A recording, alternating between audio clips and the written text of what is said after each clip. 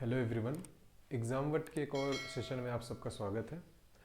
इस सेशन में हम लोग देखेंगे जो पिछले सेशन में हमने देखा था ओजोन फॉर्मेशन कैसे होती है स्ट्रेटोस्फीयर में। इस सेशन में हम लोग देखेंगे कि ओजोन का डिप्लीशन कैसे होता है स्ट्रेटोस्फीयर में। जो स्ट्रेटोस्फेरिक ओजोन है उसका जो आजकल मेजर प्रॉब्लम है कि ओजोन डिप्लीशन हो रहा है, जो हम लोग सुनते रहते होंगे, हम लोग पढ़ते रहते होंगे, ओजोन का डिप्लीशन हो रहा है, कैसे हो रहा है, उसके पीछे क्या केमिस्ट्री है, कौन कौन से फैक्टर्स हैं, ये हम लोग आज देखेंगे। तो सबसे पहले ओजोन डिप्लीशन देखने से पहले हम लोग ये देखते हैं कि ओजोन डिप्लीशन करने वाले जो फैक्टर्स हैं यानी जो उनके कॉजेज हैं वो कौन कौन से हैं। तो जो मेजर कॉज है वो हम लोग देखते हैं, जिसकी रिएक्शन हम लोग आज देखने वाले हैं। तो जो मेजर कॉज है उसमें उसका जो मेनली तो ये एंथ्रोपोजेनिक होता है। एंथ्रोपोजेनिक का मतलब क्या होता है? हम लोग के द्वारा किया हुआ। तो एंथ्रोपोजेनिक फैक्टर में भी जो मेजर फैक्टर है वो ऐसे एजेंट्स, पहली बात तो जो ओजोन डिप्लीशन करते हैं ऐसे एजेंट को बोलते हैं ओजोन डिप्लीटिंग एजेंट्स। इनको बोलते हैं ओजोन डिप्लीटिंग एजेंट्स।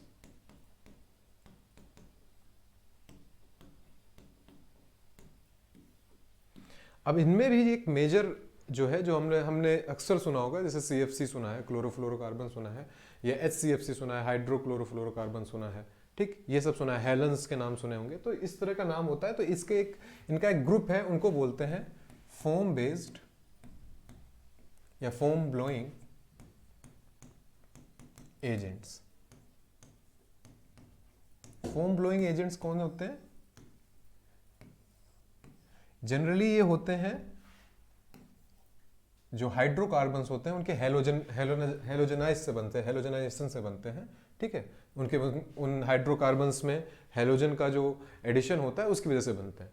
तो ये कौन कौन से होते हैं अगर देखें तो हम लोग देखे हैं क्लोरोफ्लोरोकार्बन,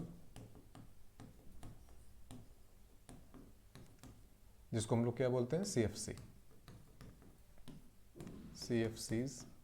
क्लोरोफ्लोरोकार्बन का मतलब क्या है? जो कार्बन एटम है उसके साथ क्लोरीन और फ्लोरीन, इनका जो बॉन्डिंग हो रही है वो क्लोरोफ्लोरोकार्बन है। हाइड्रोक्लोरोफ्लोरोकार्बन, इनको बोलते हैं HCFCs, या एक और है हेलेंस। तो ये 3-4 एजेंट्स हैं जो इसके अंदर आते हैं, जिनको बोलते हैं फोम ब्लोइंग एजेंट्स। ये कुछ और फैक्टर्स भी हैं, लेकिन मेजरली जो ओजोन का डिस्ट्रक्शन होता है स्ट्रेटोस्फीयर में वो इन्हीं एजेंट की वजह से होता है। अब इन एजेंट्स में ऐसा क्या होता है, जैसे अगर हम इसको देखें कुछ एग्जांपल में, किसी एक एग्जांपल में देखते हैं क्लोरोफ्लोरोकार्बन, तो इसका एक एग्जांपल है मेजर, जिसके हम रिएक्शन देखेंगे। इसका एग्जांपल है, उसको बोलते हैं डाईफ्लोरोमीथेन।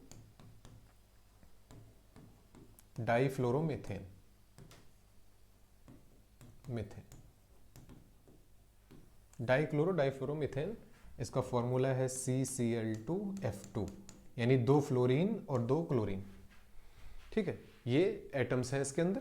तो ये मेजर एग्जांपल है जिसके हम लोग रिएक्शन देखेंगे अभी कि ये कैसे डिप्लीट करता है ओजोन को, ठीक। तो ये है। अब ये क्या करते हैं? ये रेडिकल फॉर्म करते हैं, वो आके जा इनका फोटोलाइसिस होता है जब स्ट्रेटोस्फीयर में पहुंचते हैं ये, और इनका फोटोलाइसिस होकर रेडिकल फॉर्म करते हैं, और वो रेडिकल जो ऑक्सीजन ओजोन साइकिल हमने पढ़ी थी उसको डिस्टर्ब करते हैं और ओजोन का डिस्ट्रक्शन करवाते हैं, ठीक। अब ये कहाँ से आते हैं? ये भी आप सबने पता होगा ये कहाँ से आते हैं। ये एक तरीके से मेजर रेफ्रिजरेंट्स हैं। क्या है ये? रेफ्रिजरेंट्स का मतलब क्या है? इनका यूज किस में होगा? जो हम लोग के यहाँ रेफ्रिजरेटर्स हैं, ACs हैं, एयर कंडीशनर्स हैं, इन सब में इनका यूज होता है।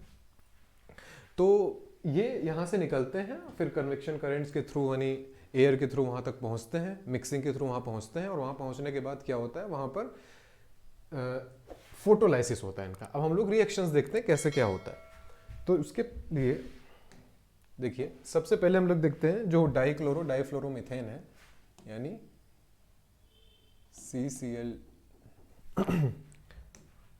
CCl2F2।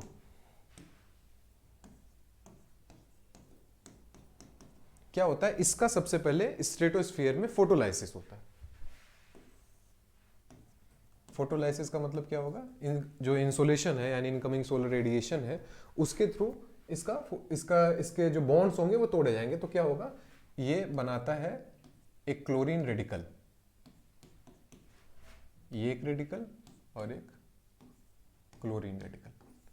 अब ये जो क्लोरीन रेडिकल है ये जो ऑक्सीजन ओजोन साइकिल है वहां पर पहुंचता है, और वहां पर क्या करता है?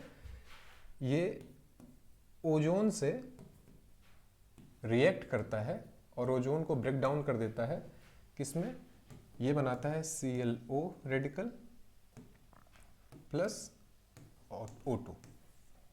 ठीक, ये हो गया। अब ये जो ClO रेडिकल है, ये यहां पर तो इसने ओजोन का ब्रेकडाउन कर दिया, ये रिएक्शन यही नहीं रुकती है, ये रिएक्शन कॉन्टिन्यूसली चलती रहती है। अब जो ये ClO रेडिकल है, ये एक और इस रेडिकल से मिलके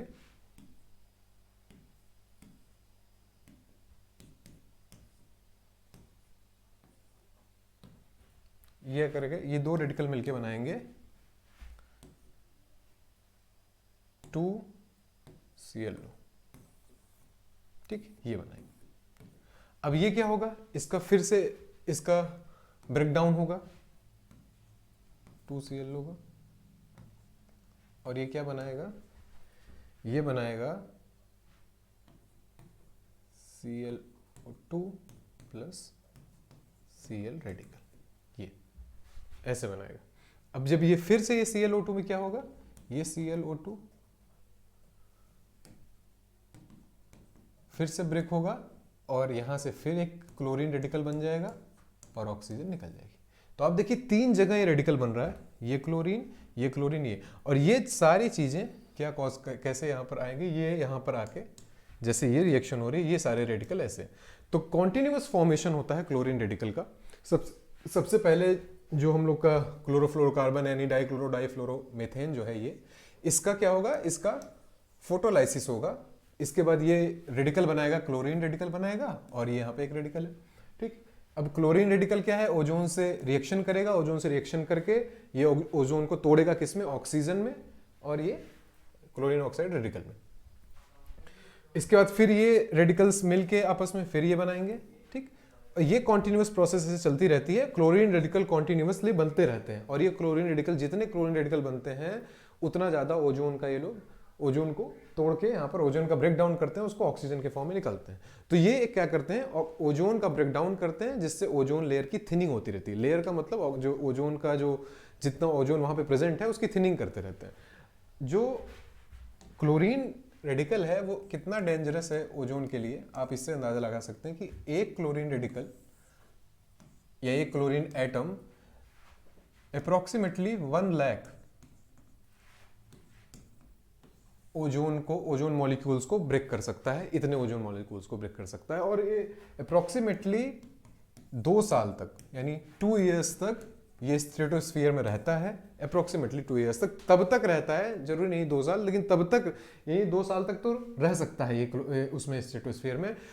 ये तब तक रहता है जब तक कि किसी और फॉर्म में या किसी और फॉर्म में किसी और कंपाउंड में कन्वर्ट होकर ट्रोपोस्फीयर में ना आ जाए, तब तक स्ट्रेटोस्फीयर में रहता है। तो ये इतना हार्मफुल है क्लोरीन रेडिकल। इसके अलावा भी रेडिकल है, जैसे क्लोरीन रेडिकल हो गया, ब्रोमीन रेडिकल हो गया, ठीक है, और हाइड्रोक्सिल रेडिकल हो गया। ठीक, तो ये सारे रेडिकल जो हैं ये हार्म कर सकते हैं ओजोन को। लेकिन ओजोन को हार्म करने का जो मेजर एंथ्रोपोजेनिक सोर्स है वो क्या है, रेफ्रिजरेंट्स यानी एयर कंडीशंस, हमारे घर में जो फ्रिज है, रेफ्रिजरेटर्स है, उनसे निकलने वाली गैस, वो गैस किस ग्रुप की है, वो क्लोरोफ्लोरोकार्बन ग्रुप की है, जिनको बोलते हैं फोम ब्लोइंग एजेंट्स।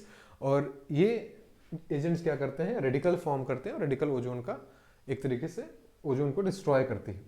तो इसी वजह से ओजोन थिनिंग होती है। तो आज इस वीडियो में हमने देखा कि ओजोन जो लेयर है उसका फॉर्मेशन कैसे होता है, उसके पहले वाले में देख लिया था। अब इसका डिस्ट्रक्शन कैसे होता है ट्रोपोस्फीयर स्ट्रेटोस्फीयर में। ठीक है, हम लोग ट्रोपोस्फेरिक ओजोन भी देखेंगे आगे के लेक्चर में कि ट्रोपोस्फेरिक ओजोन कैसे फॉर्म होती है, उसका क्या रोल है, लेकिन अभी हम लोग स्ट्रेटोस्फीयर में देख रहे हैं। ठीक, तो थैंक यू सो मच। यहाँ से क्वेश्चन आ सकते हैं, आप लोग इसको ध्यान से पढ़िएगा, इसको ध्यान से समझिएगा। ठीक है, और आप एग्जाम का जो यूट्यूब चैनल है उसको सब्सक्राइब कर लीजिए अगर आपने अभी तक नहीं किया है। अगर इस तरह के और वीडियोस आपको चाहिए तो उसके लिए सब्सक्राइब करके रखेंगे तो आपको वीडियोस के नोटिफिकेशन आते रहेंगे। और आप एग्जाम का जो टेलीग्राम चैनल है उसको भी, एग्जाम ऑफिशियल उसका नाम है, उसको भी आप लोग ज्वाइन कर लीजिए, जो फर्दर नोटिफिकेशन आपको वहाँ पे मिलते रहेंगे। Thank you so much.